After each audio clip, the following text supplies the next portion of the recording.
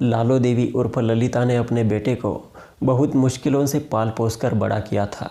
लालो देवी को लगता था कि आगे चलकर मेरा बेटा मैं जैसा कहूँगी वैसा करेगा, समाज में मेरी बेइज्जती ना हो, ऐसा कदम वो कभी नहीं उठाएगा क्योंकि उसकी परवरिश खुद मैंने की है। जब विकास सिसोदिया 25 साल का हुआ तब लालो देवी को लगा कि अब इसकी शादी कर देनी चाहिए। जब लालो देवी ने उससे शादी के लिए पूछा तो विकास ने उसकी बातों को टाल दिया।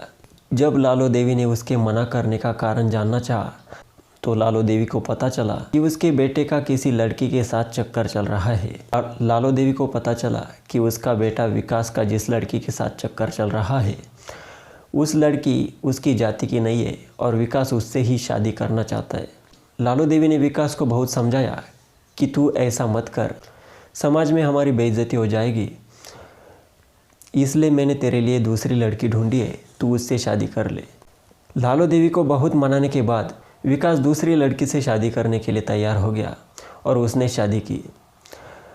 अच्छी खासी ज़िंदगी चल रही थी, लालो देवी भी खुश थी। लेकिन करीब 8 महीने के बाद लालो देवी को पता चला कि विकास और उसकी पत्नी सिर्फ नाम के लिए पति पत्नी है, दिखावे के लिए पति पत्नी है, लेकिन इन दोनों में ऐसा कुछ भी नहीं है। दोनों में आज तक कभी फिजिकल रिलेशन भी नहीं हुआ है। तो लालो देवी ने इसका कारण जानने की कोशिश की तो लालो देवी को जल्द से जल्द इसका पता नहीं चला। लेकिन उसके कुछ दिन बाद लालो देवी ने अपने ही बहू को किसी दूसरे आदमी के साथ आपत्तिजनक स्थिति में उसके ही घर में देखा। जब लालो देवी ने इस बारे में उसके बेटे को बताया तो उसके बेटे ने इस बात पर कोई बड़ा एक्शन नहीं लिया और उसको नज़रअंदाज कर दिया। लालो देवी को समझ नहीं आ रहा था कि ये कैसा पति है जो अपनी पत्नी के किसी और के साथ अवैध संबंध की बात पता चली फिर भी कुछ नहीं कहता। ज़रूर कुछ ना कुछ गड़बड़ है। लालो देवी को पता चलता है कि इन दोनों के बीच पति पत्नी वाला रिश्ता नहीं है, इन्होंने दिखावे के लिए पति पत्नी का नाटक किया है।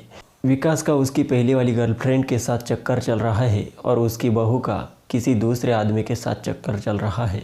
अगर ये बातें समाज में पता चल जाएगी तो मेरी बेइज्जती हो जाएगी, मेरी समाज में इज्जत नहीं रहेगी।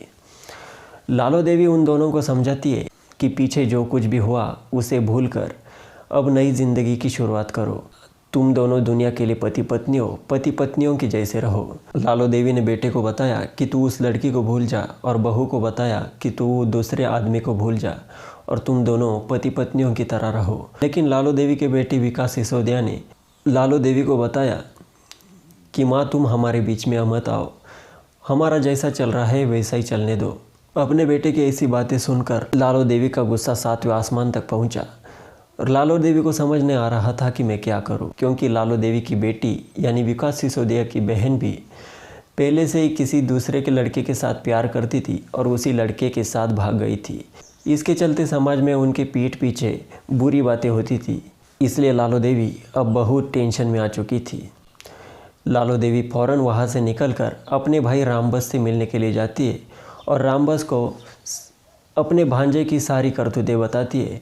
रामबस को भी बहुत ज़्यादा गुस्सा आ जाता है क्योंकि रामबस की भांजी भी पहले ही दूसरे जाति के लड़के के साथ भाग गई थी और अब भांजा भी वैसे ही कर रहा था, जिससे समाज में उसकी नाक कट सकती है। तो अब रामबस उसकी बहन से पूछता है कि अब क्या किया जाए। लालो देवी कहती है कि मैंने बहुत मनाने की कोशिश की लेकिन वो नहीं मान रहे हैं, इससे समाज में हमारी इज्जत नहीं रहेगी और ये मानेंगे भी नहीं, इसलिए मजबूरन इन दोनों को इस दुनिया से हटा देना चाहिए ताकि समाज में हमारी इज्जत बची रहे। रामबस उसकी बहन से पूछता है कि इन दोनों को कैसे रास्ते से निकाला जाए। तो ललिता कहती है क्यों ना इन दोनों को किसी कुएं में पानी के अंदर डुबाकर मार दिया जाए। लेकिन रामबस कहता है कि ये भी इतना आसान नहीं है, लेकिन मैं इसके बारे में कुछ सोचता हूँ और तुम्हें बताता हूँ। अभी तुम घर पर जाओ और उन्हें कुछ मत कहना, हम धीरे धीरे उनको प्यार से बताएंगे और फिर अपना काम कर लेंगे। उसके बाद लालो देवी रामबस से कहती है क्यों ना तू गोली मारकर इन दोनों की हत्या कर दे। दोनों का विकास और उसकी पत्नी को मारने का प्लान तैयार होता है। प्लान के मुताबिक एक दिन लालो देवी विकास और उसकी बहू से कहती है तुम केला देवी मंदिर में दर्शन करने के लिए चले जाओ। इसके ऊपर विकास तैयार होता है और उसकी पत्नी को लेकर केला देवी मंदिर के लिए चले जाता है। लेकिन मंदिर जाने के लिए उसकी माँ ने उसके मामा की गाड़ी लाई थी। विकास को गाड़ी नहीं आती थी, इसलिए उसने एक ड्राइवर भी रखा था। लालो देवी ने कहा कि तुम अपनी मामा की गाड़ी में जाना। विकास और उसकी पत्नी गाड़ी में बैठकर केला देवी के दर्शन करने के लिए निकल पड़ते। केला देवी के दर्शन करते और उसके बाद वहाँ से निकलते। जब वो वहाँ से घर के लिए निकले तो गाड़ी का जो ड्राइवर है चमन खान, उसने विकास को गाड़ी सिखाने के बहाने आगे वाली सीट पर बैठा दिया। सुनसान जगह पर जाकर गाड़ी रोक दी। चमन खान गाड़ी से नीचे उतर गया और वहाँ पर पहले से तैनात विकास का मामा रामबस उनका इंतज़ार कर रहा था। वो जैसे ही वहाँ पहुँचा, उसने धड़ाधड़ दोनों पर फायरिंग कर दी। विकास और उसकी पत्नी को 3 बुलेट लगी थी। उनकी जगह पर मौत हो चुकी थी। उसके बाद रामबस और चमन खान वहाँ से फरार हो जाते और रामबस अपनी बहन को दोनों को रास्ते से हटाने की खुशखबरी बता देता है। जब सुनसान जगह पर गाड़ी में लोगों को लाशें दिखाई देती है तो लोग तुरंत पुलिस को इन्फॉर्म कर देते हैं। पुलिस पहले तो गाड़ी की छानबीन करती है। गाड़ी के अंदर देखते हैं तो मृतक के शरीर में 3 बुलेट पाई जाती है और गाड़ी में थोड़ा सा प्रसाद मिल जाता है। उसके अलावा उनको कोई भी प्रूफ नहीं मिलता और पुलिस उन दोनों को वहाँ से पोस्टमार्टम के लिए भेज देती है और अपनी पूछताछ चालू कर देती है। लोगों से जब पूछताछ होती है तो उनमें से कोई भी इन दोनों को पहचानने के लिए तैयार नहीं था और किसी को कुछ भी पता नहीं था। गाड़ी में मिले प्रसाद के आधार पर पुलिस को लगता है कि ये दोनों ज़रूर किसी मंदिर में गए होंगे। जब पुलिस मंदिरों के 150 से 200 सीसीटीवी फुटेज चेक करती है तो उनके केला देवी के मंदिर में जाते हुए ये दोनों दिखाई देते हैं और उनके साथ चमन खान नाम का उनका एक ड्राइवर भी दिखाई देता है। पुलिस चमन खान को पकड़ लेती है, जो कि इटकी गांव का रहने वाला था। चमन खान से पूछताछ करती है, लेकिन चमन खान पुलिस को गुमराह करने की कोशिश करता है। लेकिन जब पुलिस चमन खान को कड़ी सख्ती से पूछताछ होती है तो चमन खान आखिरकार मान जाता है कि इनको इनके ही मामा रामबस ने मारा है, मेरा इसमें कोई हाथ नहीं है। चमन खान के बयान के आधार पर पुलिस रामबस के पास चली जाती है तो रामबस बताता है कि जब इन दोनों की मौत हुई तो मैं यहाँ पर नहीं था, मैं कहीं बाहर गया हुआ था। इतना कहने पर पुलिस जब उसकी फ़ोन की लोकेशन ट्रेस करती है तो रामबस की फ़ोन की लोकेशन घटना वाली जगह पर ही लगती है। फिर पुलिस रामबस को अरेस्ट कर लेती है और उससे सख्ती से पूछताछ करती है तो रामबस बताता है कि ये उसका और उसकी बहन लालो देवी का प्लान था।